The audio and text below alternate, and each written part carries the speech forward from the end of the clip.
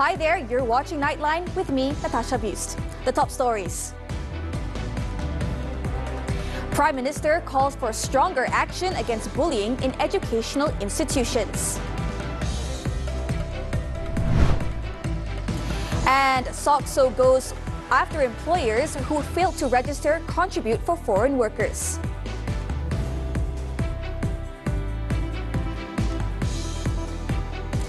The management of all education institutions in the country must take responsibility in putting a stop to the culture of bullying. Prime Minister Datuk Seri Anwar Ibrahim stressed that this heinous culture must be eradicated to prevent any further harm to students. Itu urusan polis, cuma saya bagi nasihat secara umum kerana berlaku di sekolah, sekolah menengah, sekolah tahfiz, sekolah Cina, semua. Dan ini kena dihentikan. Guru besar, pengetua, chancellor, pengetua kolej juga harus bertanggungjawab untuk melihat bagaimana hentikan budaya buruk ini. Ya? Kerana terlalu banyak komplain. Yang dapat tu bila kalau kebetulan terbongkar di media sosial. Tapi ini harus mesti dihentikan. Naya anak-anak. Anwar told this to reporters after attending the Temu Anwar Dialogue program at the National Defence University of Malaysia, UPNM, on Friday. During the event earlier, he stated that the government does not tolerate any form of bullying within the country's education system. He pointed out that bullying has become a culture in the country as it is often tolerated and at times even defended. However, the issue would not persist if such a culture were rejected by society. Anwar's remarks followed a recent abuse case involving a cadet at the university.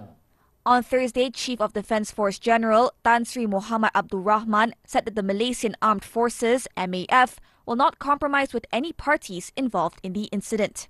In a statement on Wednesday, the MAF said it had launched an investigation into the bullying case involving a second-year cadet officer at UPNM's Military Training Academy, ALK. The cadet was allegedly bullied and abused by a senior officer using a heated iron, which reportedly left burn marks on his chest.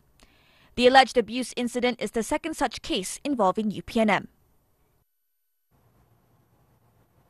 Now, Higher Education Minister Datuk Seri Zamri Abdul Kadir stated that the probe into the UPNM bullying case will be handled by the Defence Ministry. He said that the investigation aims to identify the suspect and may include steps to station wardens in each cadet dormitory. Sebab kita kena faham dalam konteks UPMN ini dia ada dua institusi yang bertanggungjawab. Yang pertama UPMN itu sendiri, yang keduanya Akademi Latihan Ketenteraan. Yang berlaku ini adalah di dalam akademi itu sendiri. Akademi Latihan Ketenteraan ini berada di bawah Kementerian Pertahanan. Apapun kita serahkan kepada budi bicara Kementerian Pertahanan, tapi yang dalam konteks secara umum yang melibatkan bully, tindakan yang agak kasar, keterlaluan apa semua itu perlu diambil perhatian oleh semua pihak. He explained that the two institutions operate under a unique structure where UPNM supervise students during academic hours and ALK is responsible for the students outside those hours. He also reiterated the Prime Minister's earlier remarks about the government's zero tolerance towards any form of bullying in the country's education systems. Meanwhile, a source from the Defence Ministry has revealed that disciplinary action against the alleged perpetrator is being considered. The source also stated that the results of the investigation will be known by next week. According to the victim's friend, the second-year cadet is recovering. The victim has also been called in to assist with the investigations alongside his senior, who is suspected of abusing him.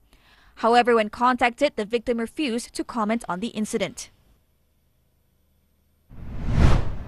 In the meantime, Zulkarnain Idrus, the father of the late UPNM Naval Cadet Officer Zulfarhan Osman, who was murdered by fellow cadets 7 years ago, has expressed shock and regret that another bullying incident, similar to his son's case, has resurfaced at the same institution.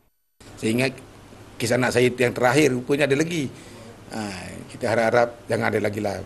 Kita berharapkan pihak UPNM ambil iktibar benda kes-kes yang telah berlaku ni. He believed the latest incident proved that whatever action previously taken by the university's administration did not leave any impact on the students. He also urged the government to introduce an anti-bullying law to combat such cases and to ensure that those who attempt to conceal bullying incidents are held accountable as well. Meanwhile, Zulfarhan's mother, Hawa Osman, said that violence, threats or intimidation should not be used as a means to resolve conflicts. Walaupun ada kesilapan daripada kawan-kawan, maknanya bawa pelajar tu pergi kaunselor. Setiap tempat tu ada kaunselor. Jangan bertindak sendiri. Previously, the country was shocked by Zulfarhan's tragic death in 2017. The UPNM cadet officer died from being bullied, beaten and tortured, with most of his body repeatedly pressed with a steam iron. Following this, 6 former UPNM students were sentenced to death by hanging by the Court of Appeal on July 23rd for Zulfarhan's murder. The Social Security Organization, SOCSO, on Friday launched 2024 Ops Kesan to detect errant employers, with the operation being conducted simultaneously nationwide. Implemented for the first time, the operation aims to detect employers who have failed to register and contribute for their foreign workers who are eligible under the Employees Social Security Act. Its Group Chief Executive Officer, Datuk Sri Dr. Muhammad Azman Aziz Muhammad, stated that as of September 30th, SOCSO data showed that only around 88% of foreign workers in Malaysia are registered with the organization.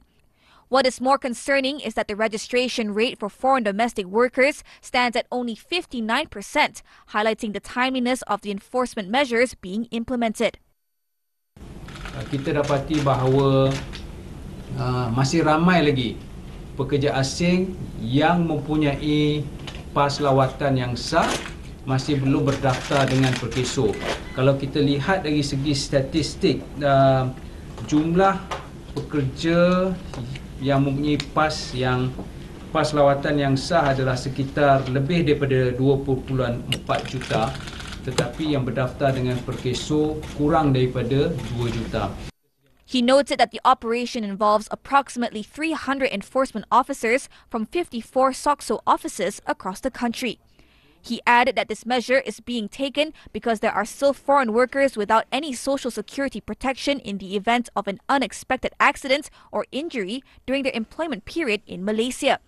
Failure to or delay in registering their companies and employees can result in the employers being fined up to 10,000 ringgit or imprisonment for up to 2 years or both.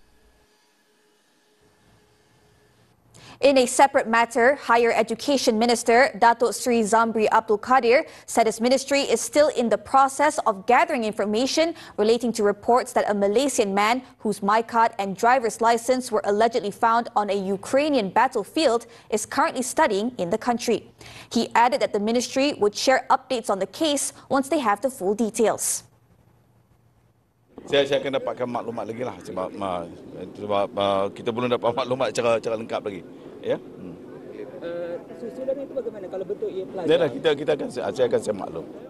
Previously, photos of a my card and Malaysian driving license allegedly found on a battlefield after Russian forces took a Ukrainian position in Levatne went viral on social media. Following this, Inspector General of Police Tan Sri Razarudin Hussein confirmed on Thursday that the man is pursuing studies in the area following discussions with his family. Authorities have also been in contact with the Russian embassy and are awaiting their confirmation on the matter. The Road Transport Department, RTD, has launched a 2-month nationwide special operation targeting motorcyclists starting Friday until December 31st.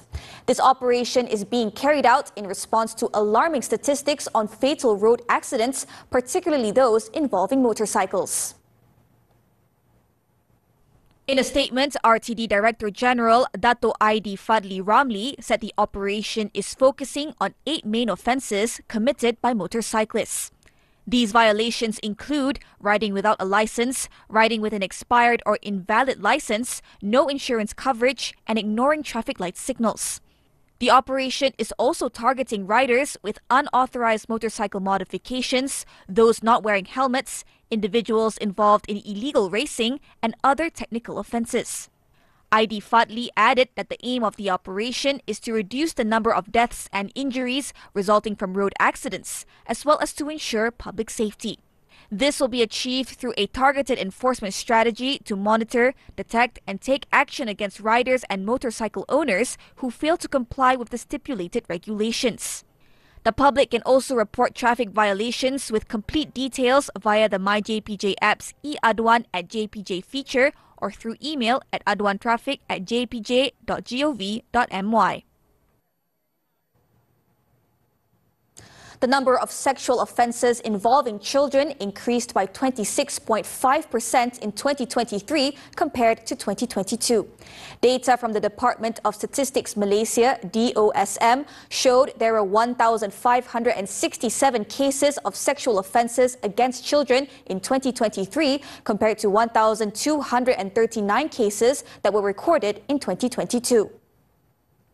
In a statement released alongside the publication of Children's Statistics Malaysia 2024 on Friday, Chief Statistician Datuk Seri Muhammad Uzir Mahidin noted that physical sexual assault on children accounted for the highest number of sexual offences involving children last year, with 1,389 incidents.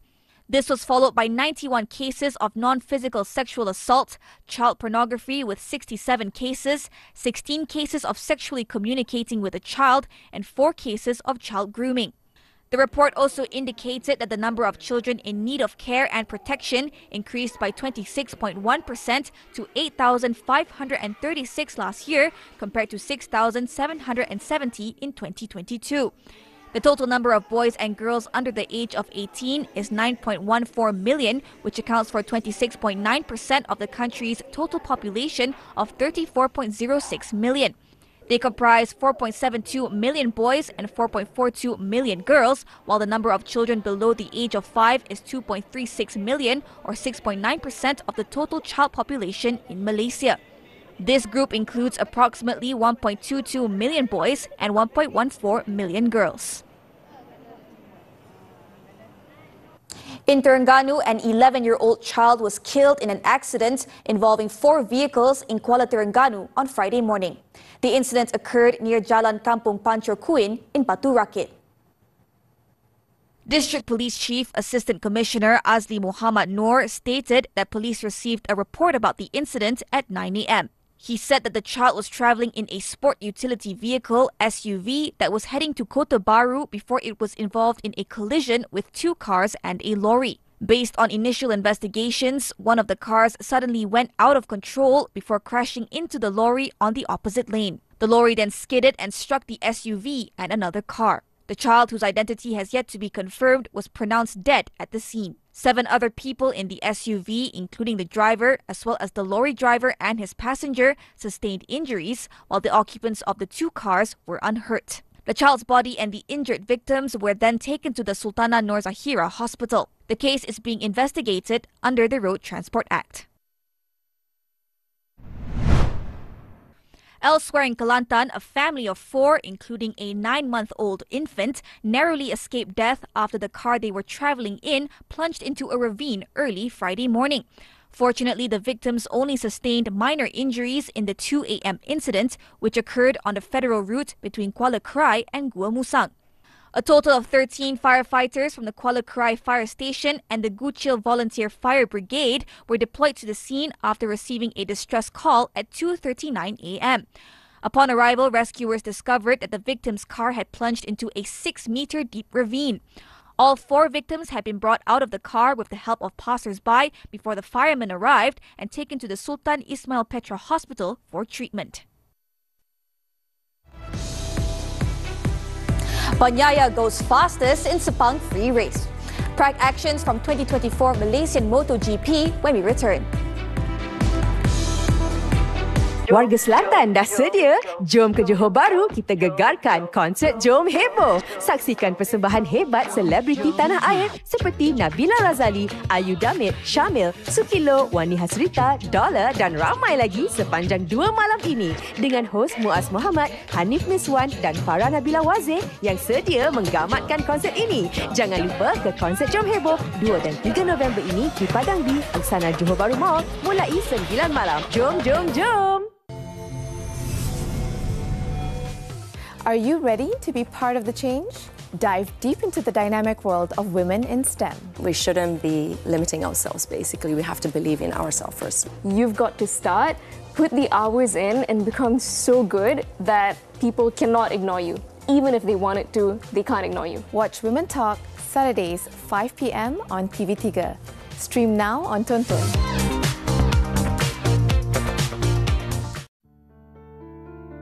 Memang banyaklah dugaan. Tak tahan, kadang-kadang tak sanggup. Sekarang anak pula buah pinggang dia kecil.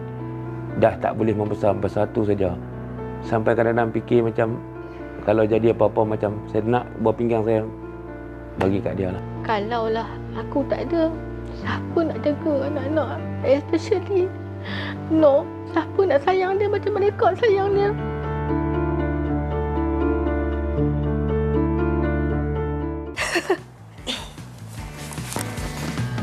Apa yang kelakar sangat tu, Kak?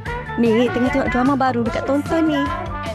Macam seronok je cerita ni. Kalau nak tengok kat TV, boleh tak? Boleh je, Mak. Cari aplikasi Tonton. Dah jumpa tu, tinggal buat turun je. Dah buka Tonton, tekan butang sign in, nanti dia keluar macam ni. Dia ada bagi link. Tapi nak senang, invest je kod QR ni. Masukkan je ID dengan password. Sekarang ni tinggal cari snack dan main drama.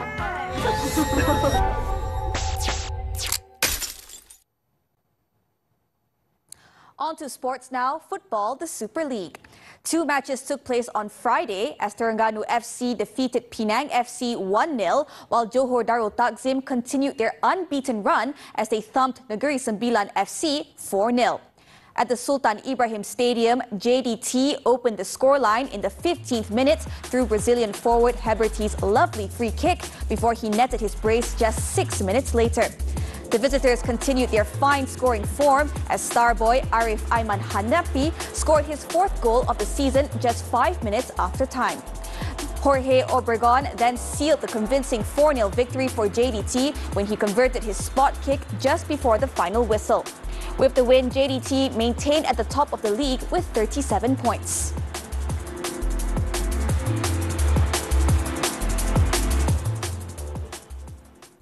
Still on football, English Premier League side Manchester United have named Portuguese Ruben Amorim as head coach to replace Erik ten Hag, hoping one of Europe's brightest young coaches can restore them to former glories. The Red Devils said Amorim has signed a contract until June 2027 with the option of a further year and will join on November 11th once he has fulfilled his obligations with Sporting Lisbon. United have paid Sporting an extra $1.08 million on top of his $10.89 million exit clause for an early release from his 30-day notice period. 39-year-old Amorim, who is a former Benfica and Portugal midfielder, joined Sporting in March 2020, establishing himself as one of Europe's most sought-after young coaches, twice guiding the club to the Primeira Liga title. Apart from that, he has also won the Portuguese League Cup on 3 occasions, twice with Sporting and once with Braga. Prior to his appointment, Ten Hag was sacked on Monday after the Old Trafford hierarchy unanimously decided enough was enough as Sunday's late loss at West Ham continued their poor start to his 3rd season in charge. On to motorsports, the 2024 Malaysian MotoGP. Francesco Bagnaia continued his fine form on Friday by setting the fastest time in the practice session, while his title rival Jorge Martin pipped into second despite crashing out. Two-time defending champion Bagnaia set up a leading lap time of 1 minute and 57.679 seconds on his Ducati as he ended the day with just 0.050 seconds advantage over Martin, who took second after the Spaniard crashed at turn 1 during his final time attack. The number 89 showed incredible pace throughout the session and held on to his place inside the top 2 ending the day in front of Anea Bastianini with the Busst finishing third. Free practice 2 will be held on Saturday at 10:10 a.m. before an intense qualifying gets underway at 10:50 a.m. to set the grid for the Tissot Sprint.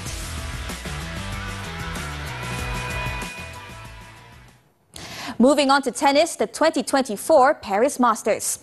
Grigor Dimitrov outlasts Arthur Rinderknecht in the third round in Paris on Thursday after conquering a huge battle. The Bulgarian defeated the French 6-2, 4-6, 7-6 in the 2-hour and 3-minute game. The world number 8 will now face Karen Khachanov in the last 8. Joining him was Australian Alex de Minaur, who ended Jack Draper's 7-match winning streak in 3 sets, 5-7, 6-2, 6-3. Next up, the 9th seed is set to take on young Danish Holger Rune for a semi-final spot. However, it was a different story for Carlos Alcaraz. The world number 2 was humbled by Hugo Humbert as the Frenchman defeated the Spaniard 6-1, 3-6, 7-5. The world number 15 will face Australian Jordan Thompson on Saturday.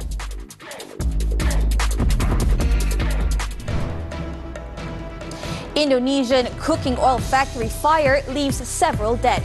News from the foreign front when we return.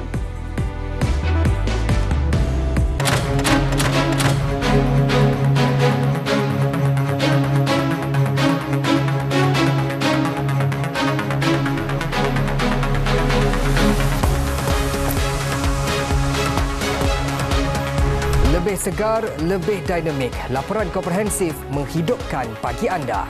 Buletin pagi dengan waktu yang baharu. 9.30 pagi setiap hari bermula 1 November.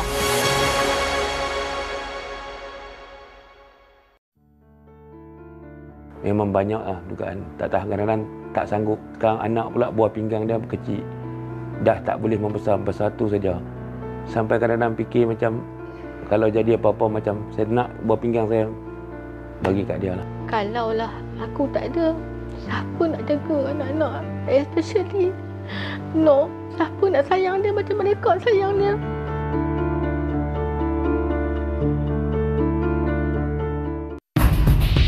Ingatkan sihat, rupanya sakit. Saya pernah kehilangan seorang sahabat akibat sakit jantung. Ketika itu usia dia baru 26 tahun. Apabila kita cuba menghindar melaksanakan saringan kesihatan, pengesanan penyakit yang terlewat. Mentaliti sebegitu boleh memakan diri. Saringan awal kesihatan ni amat diperlukan. Saringan kesihatan mencegah lebih baik. Kami bawakan dalam Hello Doktor, Ahad 5.30 petang di TV3 dan stream juga melalui Tonton. Kejayaan demi kejayaan, kesungguhan wanita cetus inspirasi. Whatever saya buat ni, saya akan sentiasa letak niat saya untuk parents saya. Itu semangat saya supaya saya dapat membanggakan kedua bapa saya lah. Tuang coklat cair ke atas puff, rehatkan dalam chiller selama 20 ke 30 minit. Semua pembentukan tindak tanduk pemikiran anak kita itu akan terbentuk akibat daripada perlakuan-perlakuan ibu bapa. Nona di TV3 dan stream juga melalui Tonton. Gaza's health ministry on Friday said at least 55 more Palestinians were killed in Zionist attacks, bringing the overall death toll since last year to 43,259. A ministry statement said Zionist forces killed 55 people and injured 186 others in 3 massacres of families in the last 24 hours, adding that many people are still trapped under the rubble and on the roads as rescuers are unable to reach them. Earlier, Israel launched a large wave of airstrikes on Beirut, hitting neighborhoods in the southern suburb known as Dahiyeh and marking the first time in nearly a week the capital has been hit. Local media said the areas of Goberi, Kafat, Syed Hadi Highway and near the old airport road were among those struck by airstrikes that sparked large fires. Lebanon's capital, Beirut, was also hit by more than 10 Zionist air raids overnight, with reports of casualties. Meanwhile, U.S. Secretary of State Antony Blinken said there had been good progress during his recent meetings in the region, but cautioned that there remains work to be done for a ceasefire deal. At least 8 people have died in a large fire on Friday at a cooking oil factory near the Indonesian capital, Jakarta. Local media footage showed large flames and billowing black smoke coming out of a building in the center of the complex in Bekasi, a city on Jakarta's eastern edge. It was reported that around 20 firefighting trucks were at the site and have contained the blaze in most areas of the factory. According to authorities, all 8 bodies had been evacuated from the site, adding that 3 other people were injured. However, the number of casualties could still rise as authorities begin their investigations into the cause of the fire.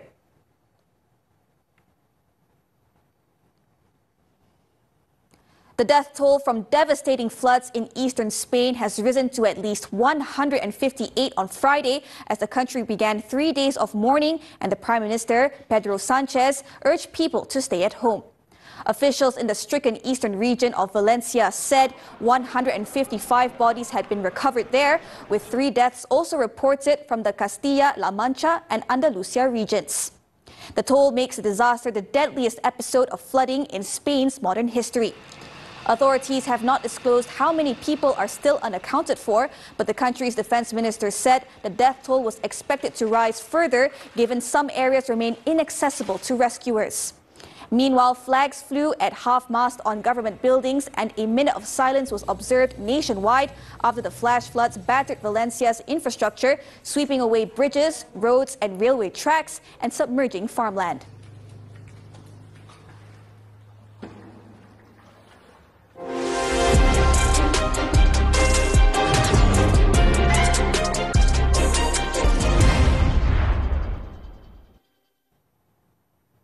With just 3 days left until the November 5th vote, the U.S. presidential race between Republican Donald Trump and Democrat Kamala Harris remains as tight as ever.